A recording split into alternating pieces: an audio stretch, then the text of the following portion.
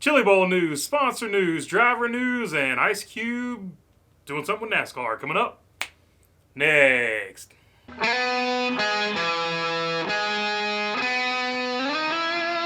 What's up, everybody? If I haven't earned your subscription, hopefully I will earn that today. All right, the Chili Bowl is over, and a NASCAR driver did not win, but Tanner Thorson did. That's right, he held off Christopher Bell, who finished second, and Rico Abreu, who finished third. Kyle Larson ended up sixth, which was a bummer, but whatever. He'll get him next time.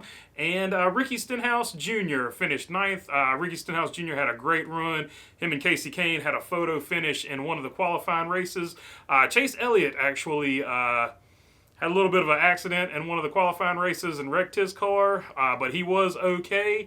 And before the event even started, history was made as Kaylee Bryson was the first female to ever make the A main. She won her B main to get into the A main. So good for her, making a name for herself, and she's a really good driver. I hope we actually see her, if she's interested, try to move up to the Cup Series at some point.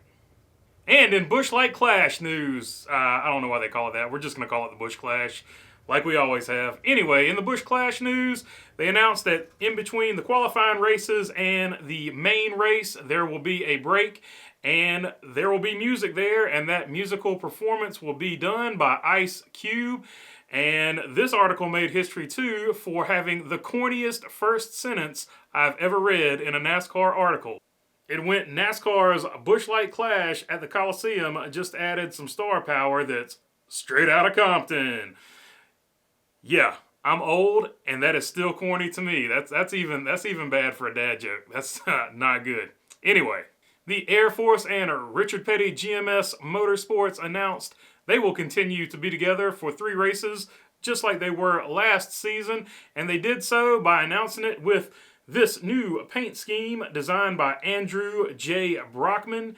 It is a B-29 themed design, and it looks pretty good, so good for them. Petty Motorsports, Petty GMS has another sponsor that is staying with them. And also on the Petty GMS side of things, iRacing is scanning in 2 of Richard Petty's classic cars from the Petty Museum. So all the people that are iRacing fans, get ready to see those retro cars at some point. And I wonder if there will be some more retro cars in the future. I know they got the old school Monte Carlo and Thunderbird in there for the 80s. These are definitely 60s cars.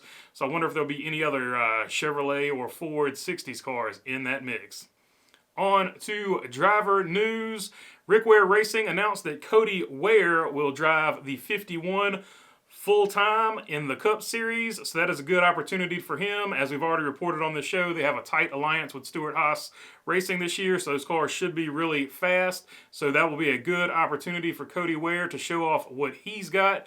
Ryan Newman went on Sirius XM's NASCAR radio. He talked to somebody. Anyway, he said he has no plans or nothing solid for his NASCAR future, but he is not still retired.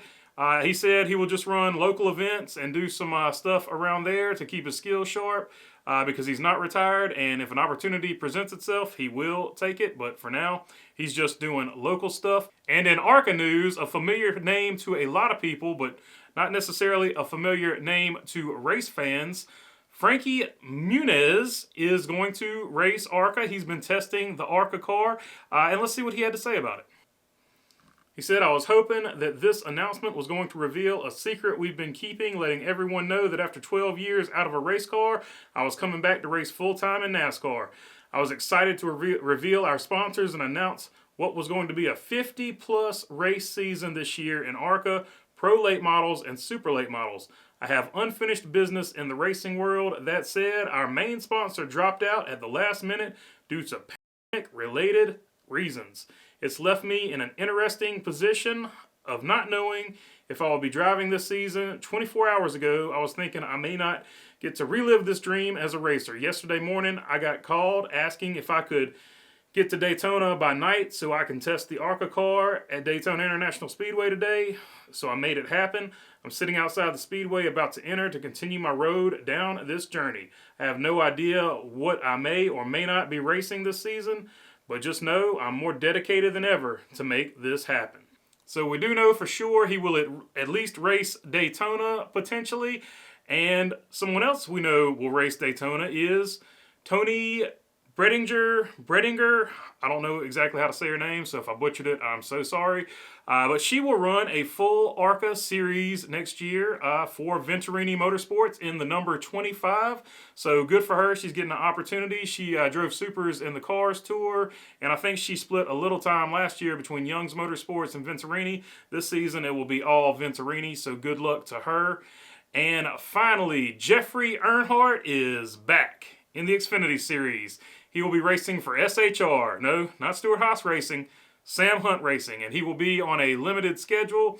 So he's not going to be competing for them full-time, but he is back in the Xfinity Series. So the Earnhardt name stays in the Xfinity Series for more than one race. I know Dale races one race per year, but Jeffrey Earnhardt will race more than one race, and so there will be an Earnhardt to pull for at multiple occasions this year. All right, guys, that is all I've got for you today.